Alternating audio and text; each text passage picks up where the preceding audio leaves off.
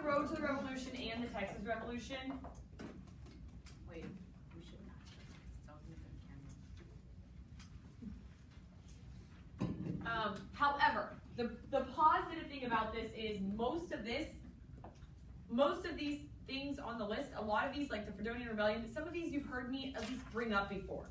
So they're not completely foreign to you. There are a few that are going to be brand new. All right, so I want to see you taking Cornell notes. I want to see you putting events on the left, blurbs about it on the right that makes sense to you.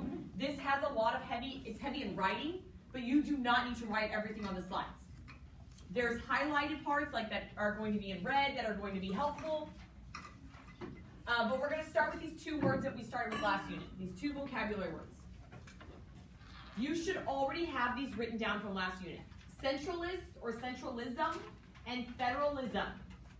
Central, okay, think about taking a string and putting a ball on the end of it and swinging it around, okay, and that's kind of like a centralist government. Where is the power coming from? The center and the one person holding the string, right?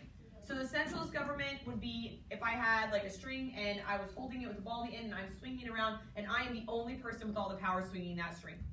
But a federalist or federalism government is where the power is going to be shared. There's going to be multiple states within the states, but also the federal government. So like in our government, we have 3 major branches that check on each other, but then we also have 50-something states, right, at this point that are also have power and are checking on each other. So you should already have these two. So centralist, okay, is the kind of one singular power. Federalism is a sharing of power. Anthony? Centralist is like an absolute monarch or a dictator? It could be both, actually. It could be a specific person with all the power, like a dictator. It could also be a small group of people, like a handful of people that can be chosen, that could still be under the centralism idea. All right, so the first one we're going to talk about is one event, and it's not even a major event. In fact, this is a filibuster. Remember, filibuster is an uprising. This is a filibuster against Mexico, but it's actually a very minor filibuster. However, it is going to trigger a lot of that fear that Mexico already has. So what happens is there's these two brothers that are impresarios. Their names are Benjamin Edwards and Hayden Edwards, and we're going to focus on Hayden Edwards. And so Benjamin Edwards and Hayden Edwards are two brothers that live near Nacogdoches, and they're impresarios, meaning they've been given land by the Mexican government, about a land to settle 800 families. They get there and they realize that on the land that they've chosen, there's already people settled and living there. And so instead of just allowing these people to continue to live on the land that have been living there for no telling how long, Hayden Edwards and his brother Benjamin decide that they're going to either kick them off the land, they have to move because it's theirs, or they're going to make them rebuy and repurchase the land from them.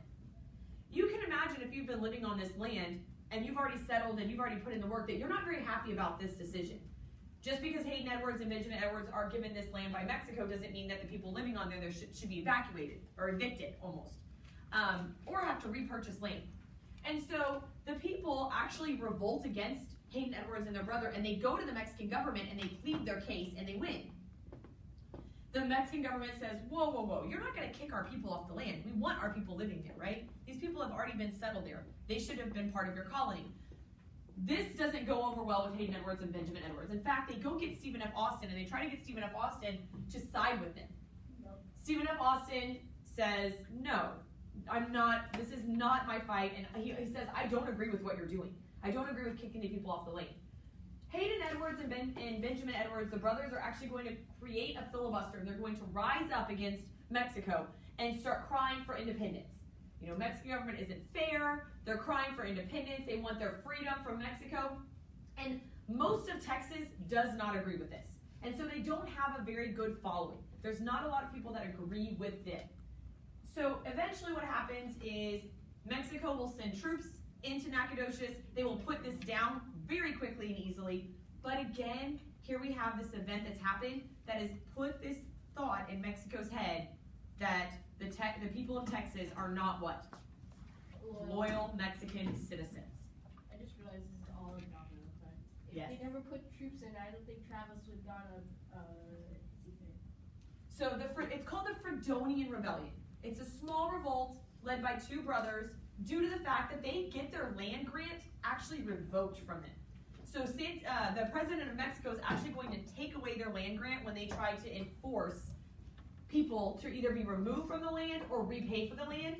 And this really infuriates them, and they think it's unfair. And so, in the reality, the end, this little revolt is going to be called the Fredonian Rebellion, and it's going to give Mexico that little piece in their mind, again, the Mexican government that says Texas is not loyal.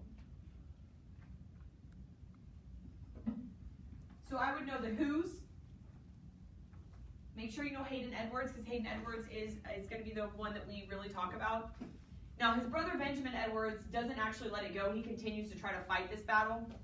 However, this is something that will not be. This will be very short-lived.